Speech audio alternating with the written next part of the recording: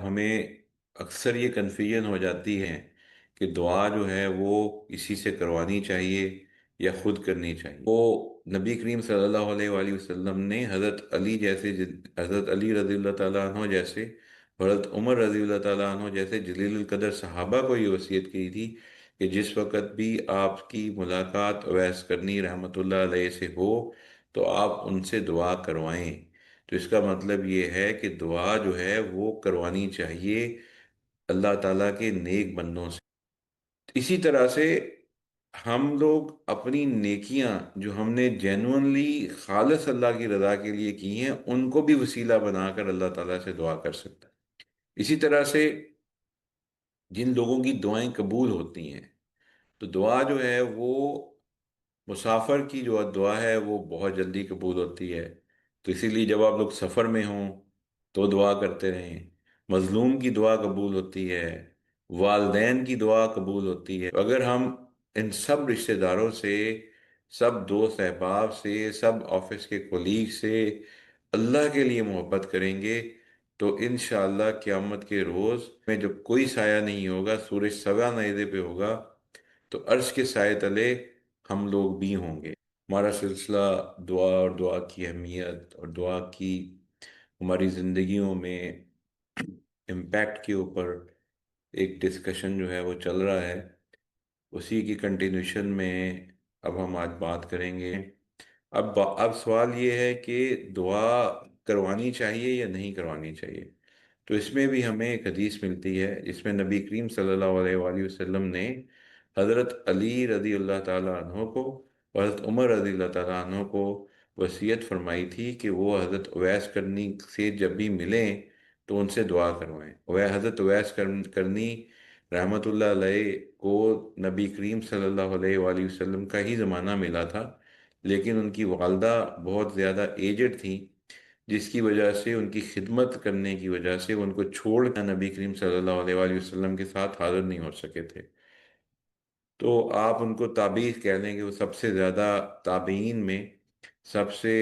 بڑے عظیم الشان تابعی ہیں، جنہوں نے نبی کریم صلی اللہ علیہ وآلہ وسلم کی زیارت نہیں کی، لیکن ان کی نبی کریم صلی اللہ علیہ وآلہ وسلم سے محبت اور عشق بہت شدید تھا۔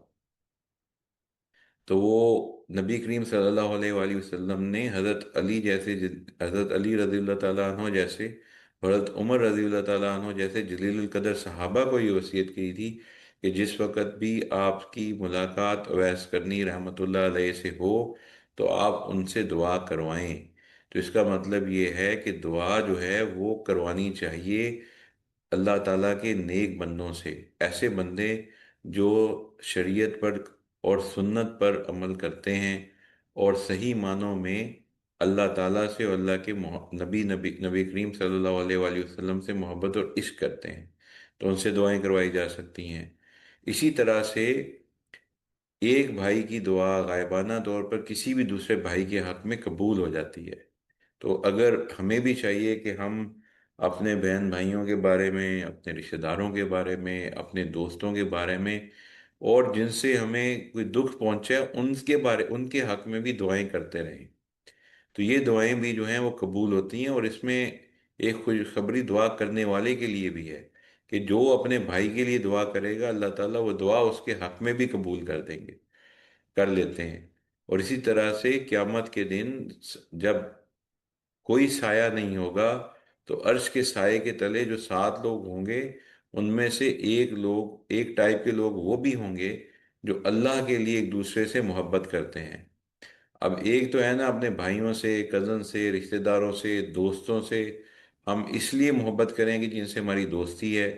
یا ہم اللہ کے لیے ان سے محبت کریں۔ تو اگر ہم ان سب رشتہ داروں سے، سب دوست احباب سے، سب آفس کے کولیگ سے اللہ کے لیے محبت کریں گے تو انشاءاللہ قیامت کے روز جو 70,000 سال تک لمبا زمانہ ہو سکتا ہے،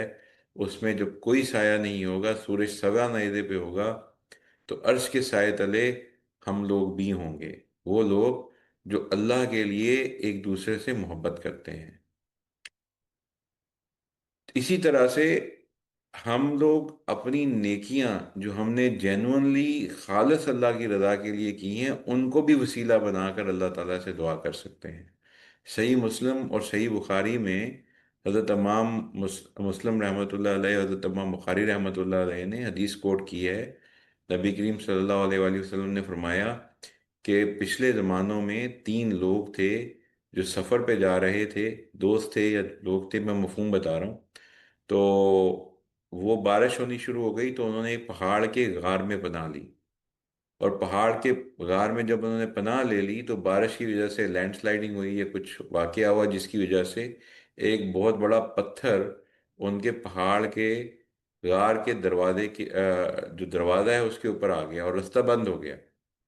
اب وہ تینوں بہت پریشان ہوئے، اور پھر ان تینوں نے ایک دوسرے سے مشورہ کیا اور یہ کہا کہ ہمیں اللہ تعالیٰ سے دعا مانگنی چاہیے۔ تو پہلے نے اللہ تعالیٰ سے دعا مانگی، وہ والدین کا بہت زیادہ فرما بردار تھا، بہت خدمت گزار تھا، تو اس نے اپنے والدین کی خدمت کو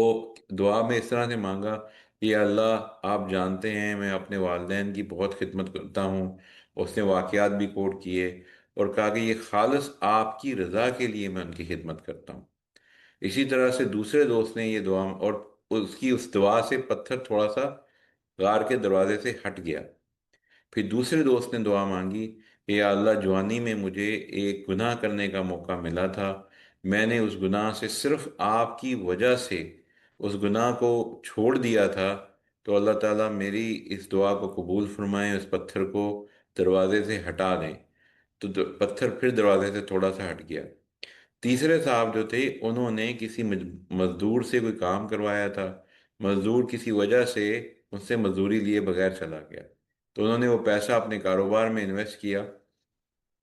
اور اس کاروبار میں برکت ہوئی، کافی مال بڑھ گیا۔ کچھ دیر کے بعد وہ مزدور آیا واپس، تو اس صاحب نے اس نے مزدوری مانگی، تو انہوں نے اس کو وہ سارا مال جو اس کے پیسے سے انویسٹمنٹ سے بڑا تھا وہ اس کو دے دیا۔ تو انہوں نے یہ دعا مانگی کہ اللہ تعالیٰ یہ عمل میں نے خالص آپ کے لیے کیا تھا، آپ میری دعا قبول کریں اور میرے اس غار کے اوپر جو دروازے پہ پتھر ہے اس کو ہٹا دیں۔ اب اس حدیث کے سے ہمیں بہت کلیئرلی دو باتیں پتہ چلتی ہیں کہ ہم جب اللہ تعالیٰ سے دعا کریں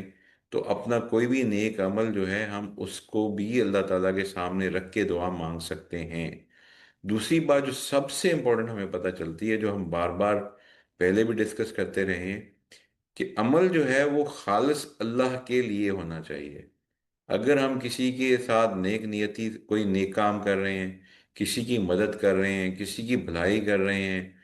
کہ کچھ بھی کر رہے ہیں، کوئی بھی نیک کام، اس میں دکھاوا نہیں ہونا چاہیے، اس میں یہ نہیں ہونا چاہیے کہ میں کسی کو خوش کرنے کے لیے کر رہا ہوں، خالص اللہ کے لیے۔ کیونکہ تینوں نے دعاؤں میں جہاں پہ اپنے نیک عمل کو اللہ تعالیٰ کے سامنے پیش کیا، وہاں یہ خاص طور پر کہا کہ اللہ تعالیٰ یہ میں نے خاص آپ کے لیے عمل کیا تھا۔ تو اس سے ہمیں پتہ چلتا ہے کہ ہم اولیاء اللہ سے، اللہ کے نیک بندوں سے دعا کے لیے کہہ سکتے ہیں۔ اس سے ہمیں یہ بھی پتہ چلا کہ جب ہم اللہ تعالیٰ کے حضور دعا کرتے ہیں تو بھی ہم اپنے نیک اعمال کو وسیلہ بنا سکتے ہیں۔ تو یہ پوائنٹس آج ہم ڈسکس کرنے تھے، یہ اس کو ہم نے پچھلے لیکچرز میں نہیں کیا تھا۔ اسی طرح سے جن لوگوں کی دعائیں قبول ہوتی ہیں، تو دعا جو ہے وہ مسافر کی جو دعا ہے وہ بہت جلدی قبول ہوتی ہے۔ تو اسی لیے جب آپ لوگ سفر میں ہوں تو دعا کرتے رہیں۔ مظلوم کی دعا قبول ہوتی ہے، والدین کی دعا قبول ہوتی ہے، اور اسی طرح سے جو میں نے ابھی بتایا کچھ مقامات ہیں، کچھ ٹائم ہیں، تو انشاءاللہ وہ ہم اگلی سٹنگ میں ڈسکس کریں گے۔